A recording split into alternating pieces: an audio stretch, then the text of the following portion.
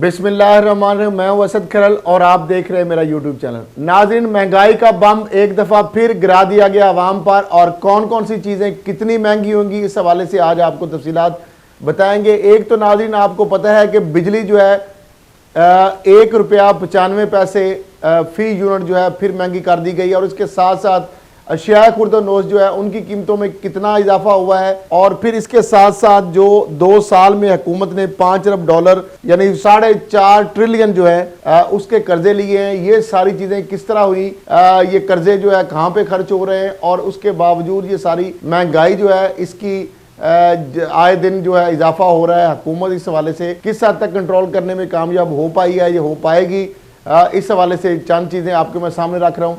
एक तो नाज़रीन, जो बिजली के फी यूनिट के अंदर इजाफा किया गया 1 रुपये 95 पैसे, लेकिन हुकूमत की जानब से अवाम को एक और गुमराह करने के लिए जो जस्टिफिकेशन पेश की गई है वो ये है कि 50 रुपये यूनिट जो इस्तेमाल करेगा उसका बिल जो है वो 100 रुपये की बजाय 197 रुपये 50 पैसे आएगा। अगर इस बात को भी तस्लीम कर लिया जाए तो ये तो फिर 100% इजाफा हो जाता है। इस हिसाब से अगर देखा जाए तो इसको तो 1 रुपये 95 पैसे फी यूनिट के जो है उस हिसाब से तो ये 150 यूनिट के ऊपर, जिस तरह मैं बता रहा हूँ कि 100 की बजाय 200 रुपए, 197 रुपए 50 पैसे। फिर कहा गया कि 100 यूनिट तक जो बिजली इस्तेमाल करेगा उनको 579 की बजाय 774 रुपए अदा करने होंगे। 101 से 200 यूनिट बिजली इस्तेमाल करने वाले सार्फ को 1622 की बजाय 2012 रुपए देना होंगे, जबकि 300 यूनिट बिजली इस्तेमाल करने वाले सार्फ 3060 रुपए की बजाय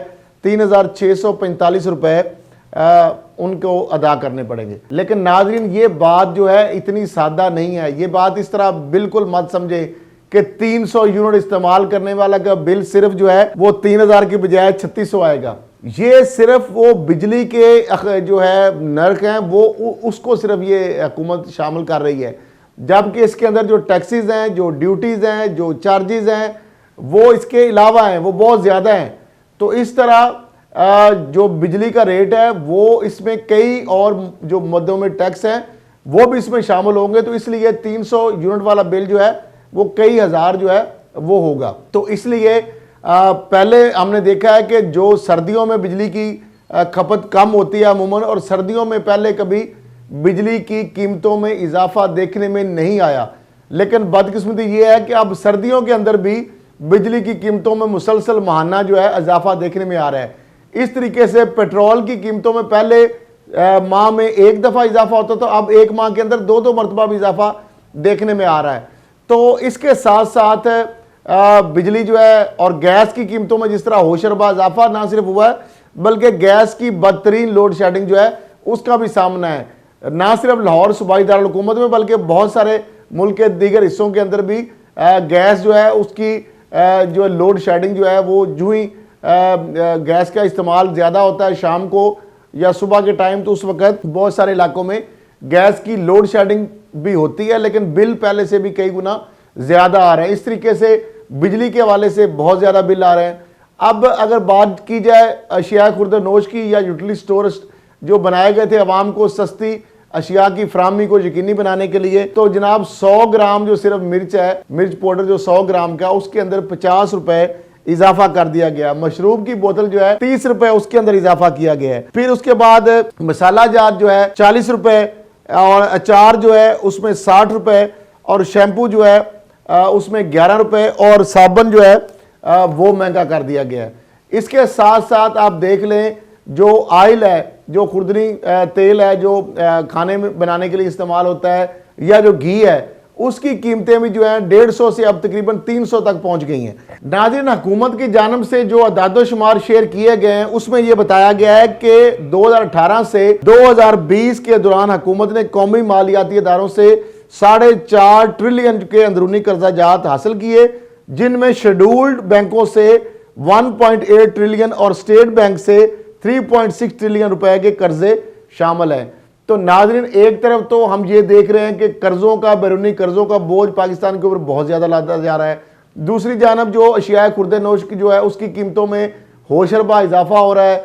चीनी की कीमतों की आप बात करें, आटे की कीमतों की बात करें, दीगर जिस तरह दालों की बात करें, मिसालों की बात करें, और इस तरीके से गैस महंगी हो रही है, बिजली महंगी हो रही है, और जो करंट डेफिसिट खसारा था वो जिस तरह से कम किया गया अब वो फिर माइनस में चला गया है। एक्सपोर्ट में अगर इजाफा हुआ है तो उसके हवाले से आम आदमी जो है उस तक ये रिलीफ नहीं पहुंच रहा।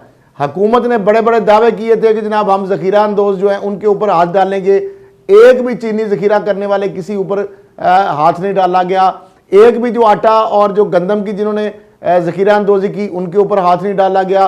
कार्टलाइजेशन तोड़ने की बात हुकूमत ने की, अभी तक उनके खिलाफ कोई एक्शन नहीं हुआ। जहांगीर तरीन के खिलाफ FIR हो गई है लेकिन वो गिरफ्तार नहीं हुआ। दीगर जो रिपोर्ट है उसके अंदर जो बाकी भी चीज़ें हैं उसके ऊपर अमल दरामद नहीं हुआ। 90 दिन का टाइम दिया गया था, पहले एक रिपोर्ट बनी फिर एक दूसरी रिपोर्ट बन गई।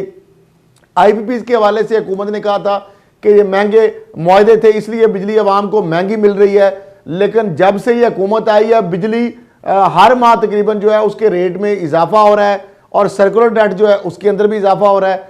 तो समझ ये नहीं आ रही कि जो हुकूमत ने बड़े बड़े दावे किए थे और उस वक्त इमरान खान साहब कहते थे कि अगर जो बिजली महंगी हो जाए, गैस महंगी हो जाए तो आप समझें जो है हुक्मरान आपका चोर है, जो आपका फिर अगर डॉलर जो है वो रुपए की बेकदरी हो, डॉलर की कीमत में इजाफा हो तो वो जनाब आप समझे कि आपका हुक्मरान चोर है। तो अब मामला ये है कि वो जो सारी फरमुदात इमरान खान साहब ने कंटेनर पे खड़े होके कहे थे अब वो सारी चीज़ें हो रही हैं, लेकिन उसके ऊपर वो कहते हैं घबराना नहीं। तो नाज़रीन ये सूरत हाल हो गई है कि अगर 3.25 साल अब होने को है लेकिन हुकूमत अभी तक इन चीज़ों के ऊपर, इन चैलेंजेस के ऊपर काबू पाने में बुरी तरह नाकाम नजर आती है। हुकूमत कार्टलाइजेशन जो है उनके आगे बेबस दिखाई देती है। DAP की खाद जो है चंद माह के अंदर उसकी एक बोरी फी बोरी जो है 800 रुपये फी बोरी DAP जो है उसकी खाद में इजाफा हो गया है। गन्ने के लिए किसान मारा मारा फिरता रहा है। हुकूमत ने कहा है कि इनका गन्ना 300 तक खरीदा जाए, कम से कम 200 कीमत रखी जाए। और मिलों ने एक तो क्रशिंग सीजन लेट शुरू किया 6 अक्टूबर, जबकि 5 अक्टूबर को सिंध में शुरू हो गया था, यहाँ पे 6 नवंबर को हुआ।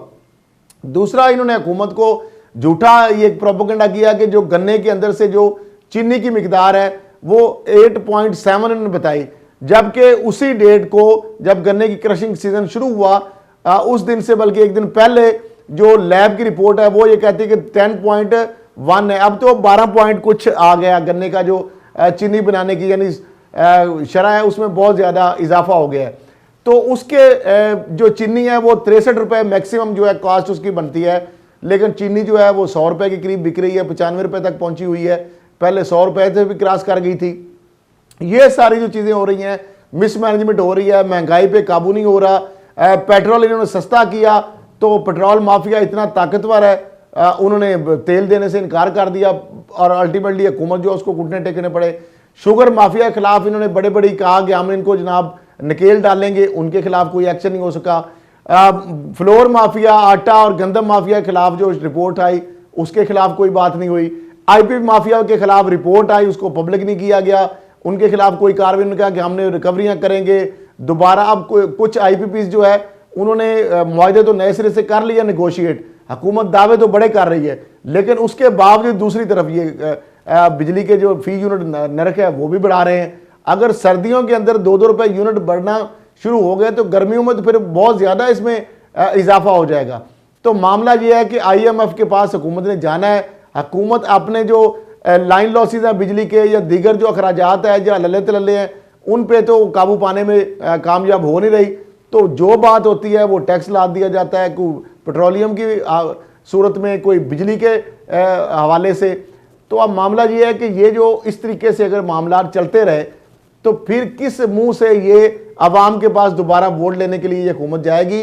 तो अपोजिशन की जो PDM है एक तरफ तो उसके गुब्बारे से आवाज़ निकल रही है, लेकिन दूसरी तरफ अपने पाँव पे खुद ये हुकूमत कुल्हाड़ी मार रही है। अगर यही वतीरा रहा हुकूमत का तो अगले जो इलेक्शन के अंदर अवाम इनको बुरी तरह मुस्तरद करेंगे। अवाम को अब इमरान खान साहब को देखना होगा कि उनके पास तकरीबन 2.25 साल हैं, आखिरी साल इलेक्शन का होता है। तो समझिए इस हवाले से अगर उनके पास 1.25 साल बचता है तो 1.25 साल या 1.5 साल के अंदर वो क्या डिलीवर कर पाएंगे। 50 लाख उन्होंने कहा था वो घर बना के देंगे, 5 घर नहीं अभी तक बना सके। वो 1 करोड़ उन्होंने नौकरियां देनी थी, उल्टा 1 करोड़ लोग बेरोजगार हो गए हैं। तो मामला ये है कि ये जो चीज़ें हैं इमरान खान साहब के ये गले पड़ेंगी, और जब तक इन चीज़ों के ऊपर अगर वो काबू नहीं पाएंगे तो ये वो नहीं कह सकते जी पहली दफ़ा हुकूमत मिली है, मुझे पता नहीं था, मैं सीख रहा था। तो आवाम किसी तरीके से भी उनको इस हवाले से एक्सक्यूज़ उनका ये मानने के लिए तैयार नहीं होंगे और वो खुद इस चीज़ का उनको इदराक हो चुका है। रिसेंटली उन्होंने कहा, एडमिट किया है कि अब अगर हम ये कहें कि हम सीख रहे हैं और हमें पता नहीं है, तो ये बात कोई मानने को तैयार नहीं होगा। तो देखते हैं कि हुकूमत इन चैलेंजेस पर काबू पाने में किस हद तक कामयाब होती है। दूसरी जानब हमजा शहबाज जो है सुप्रीम कोर्ट से जनाब बेल उनकी जो उनकी एप्लीकेशन थी उन्होंने खुद वापस ले ली है और दोबारा ये ज़राए बता रहे हैं कि हाई कोर्ट से रिज्यू करेंगे दोबारा ज़मानत के लिए, क्योंकि हार्डशिप का मामला वहाँ पे जब सुप्रीम कोर्ट ने कहा कि आप हार्डशिप का मामला करेंगे या मेरिट पर बहस करेंगे, तो उन्होंने कहा हार्डशिप।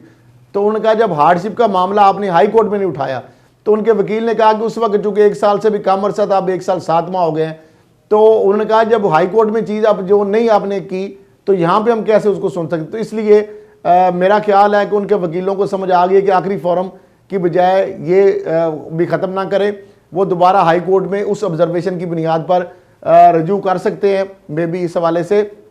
दूसरा जो ख्वाजा आसफ है उन्होंने वो नई अब एक कहानी और बना दी है। उन्होंने कहा जी वो एक तो कंपनी में मुलाजिम कर रहे थे, वज़ीर दिफा और वज़ीर जो खारजा और वज़ीर पानी व बिजली, साथ वो एक गैर मुल्की कंपनी में नौकरी भी कर रहे थे। उन्होंने साथ एक रेस्टोरेंट का भी बता दिया है कि जी वो रेस्टोरेंट से भी मुझे आमदनी आ रही थी।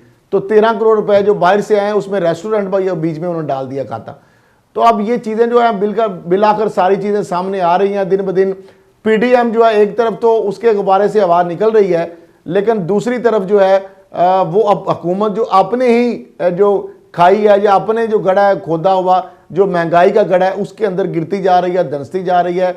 अगर इमरान खान साहब इस महंगाई पे जिन पे काबू नहीं पाएंगे तो फिर ये सबसे बड़ा चैलेंज होगा। आने वाले इलेक्शन जो है उसमें अवाम इनको बुरी तरह रिजेक्ट कर देंगे और इनका कोई एक्सक्यूज़ जो है वो नहीं चलेगा। तो आज के लिए इतना ही, इसी के साथ इजाज़त दीजिए। अल्लाह।